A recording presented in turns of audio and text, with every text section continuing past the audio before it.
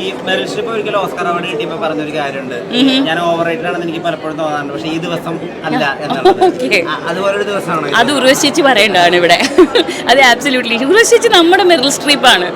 So definitely ഉർവശിക്ക് അങ്ങനെ തോന്നേണ്ടതാണ് ഈ cinema കണ്ട. എനിക്കൊരു സെക്കൻഡ് പോലും സ്ക്രീനിൽ നിന്ന് കണ്ണ് മാറ്റാൻ പറ്റാത്തത്. ഈ കഥ ഒബ്വിയസ്ലി ബ്രില്യൻ്റ് ആണ്, ക്രിസ്റ്റോൻ്റെ ഉള്ളൊഴുക്കാണ് നമ്മൾ അറിയുന്നത്. പക്ഷേ ഉർവശി ചേച്ചി man, I am the biggest fan. Of course Urvashi ചേച്ചിയുടെ കൂടെ ഉത്തമ വില്ലൻ അഭിനയിക്കുന്ന സമയത്ത് ഞാൻ ചേച്ചിയുടെ കൂടെ അഭിനയിച്ചിട്ടില്ല. ആ സിനിമയിൽ ഞാൻ ഉണ്ടായിരുന്നു, പക്ഷെ ഞാൻ അഭിനയിക്കാൻ പറ്റിയിട്ടില്ല. അന്ന് ഞാൻ വിചാരിച്ചിട്ടാണ് ചേച്ചിയുടെ കൂടെ ഒരു ഫുൾ ലെങ്ത് ഒക്കെ കിട്ടിയിരുന്നെങ്കിൽ ഞാൻ ആലോചിച്ച് അങ്ങനെ വിട്ടു. അതാണെന്ന് തോന്നുന്നു മാനിഫെസ്റ്റേഷൻ. ആലോചിച്ചിട്ട് വിടണം പോലും, വിട്ടു, അതുകൊണ്ട് കിട്ടി. ഇപ്പോൾ നമ്മൾ അവരുടെ കാലിബറോ അല്ലെങ്കിൽ അവരുടെ ഒരു ഗ്രേറ്റ്നെസ് ഒന്നും പ്രൂവ് ചെയ്യേണ്ട ആവശ്യമില്ല. എന്നാൽ പോലും നമുക്ക് വേണമെങ്കിൽ ലോക സിനിമയ്ക്ക് നമുക്ക് ഇങ്ങനെ ഒരു ആക്ടർ ഉണ്ടെന്ന് കാണിക്കാൻ പറ്റാവുന്ന ഒന്നല്ല.